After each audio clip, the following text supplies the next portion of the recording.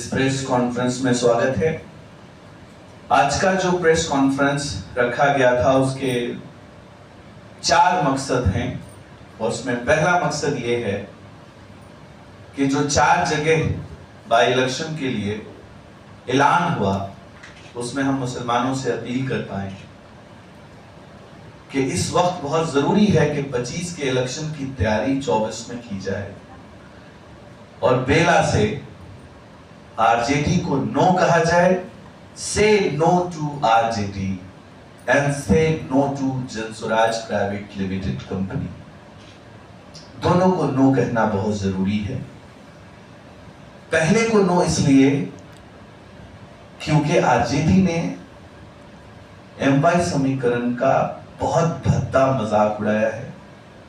हम लोग लगातार संपर्क में थे, हम लोग उनसे अपील कर रहे थे अगर हमने आज बाई इलेक्शन में आरजेडी को नो नहीं कहा और राजकुमार साहब के बेटे को जिता दिया तो 25 में मुसलमान उनसे निगोशिएट नहीं कर पाएंगे। Point number 1। Point number 2, say no to Jan Suraaj private limited company, क्योंकि मैं उसको पार्टी ही नहीं मानता।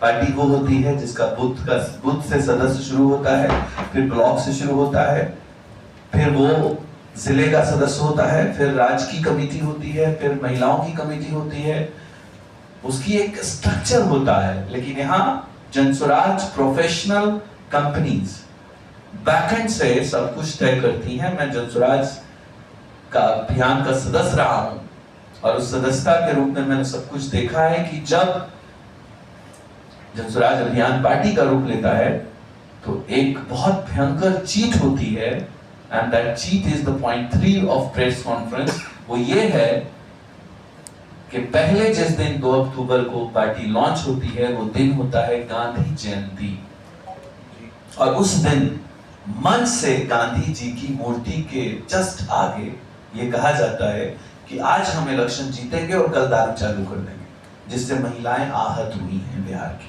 और झाड़ू लेकर इंतजार कर रही हैं जनसुराजियों का। मुसलमान आहत हुए हैं क्योंकि दारू हमारे धर्म में हराम है।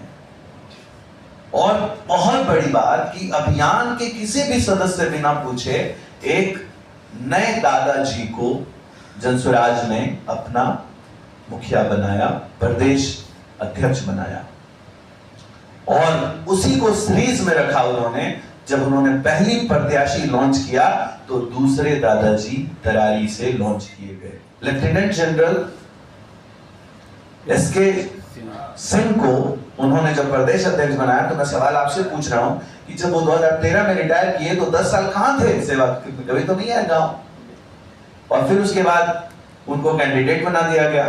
तो ये थे दूसरे दादाजी की लॉन्चिंग। लेकिन देखिए रणनीतिकार वहां फेल हो गया, उसकी सारी रणनीति और बलून से हवा निकल गया। जब रणनीति की बात करते हैं तो वहां वो इस तरह फेल होते हैं कि जिस व्यक्ति को टिकट दिया तरारी में वो वोटर ही नहीं है अपने क्षेत्र का। तो मेरी भविष्यवाणी हो सकती है कि सही हो जाए, तरारी से दादाजी को चेंज किया जा सकता है। और सुनिए एक पॉइंट, फिर तीसरे दादाजी को लॉन्च किया जाता है। वो तीसरे दादाजी कौन है? बेला में। उनकी उम्र 73 साल है और 73 साल के जो दादाजी हैं वो 4 लाइन बोलते हैं मीडिया से और 5वां रोने लगते हैं। विधायक बनके पदाधिकारियों को रुलाना पड़ता है काम लेने के लिए, उसको डांटना पड़ता है, डपटना पड़ता है। लेकिन हालत यह है कि जो दादाजी हमारे तीसरे हैं वो दादाजी बात बात में रो बैठते हैं, बात बात में रो बैठते हैं। और वो कई मेरे लोगों को वहां जो मेरे कार्यकर्ता हैं, जो मेरे लोग हैं, उनसे कह रहे हैं कि हमको तो जबरदस्ती लड़ाया जा रहा है, हम तो टिकट वापस करने के लिए बेचैन। तो ऐसा भी हो सकता है। इस प्रेस कॉन्फ्रेंस को याद रखिएगा, एक जमाना याद जो रणनीतिकार के खिलाफ मैं बयान दे रहा हूं। मेरा सूत्र कहता है कि बेला से भी कैंडिडेट चेंज हो सकता है, जो बहुत ही भद्दा मजाक होगा बिहार के साथ। इतने बड़े रणनीतिकार अपना टिकट बांटते हैं 4 ठो, जिसमें से 2 ठो कैंडिडेट वापस लेना पड़ता है। तो कैसी रणनीति है? धरी की धरी रही आपकी सारी रणनीति। आप क्या बिहार चलाओगे? 243 सीट कैसे बांटोगे आप, जब 4 सीट में आपको 2 कैंडिडेट 50% को रिटर्न करना पड़ा।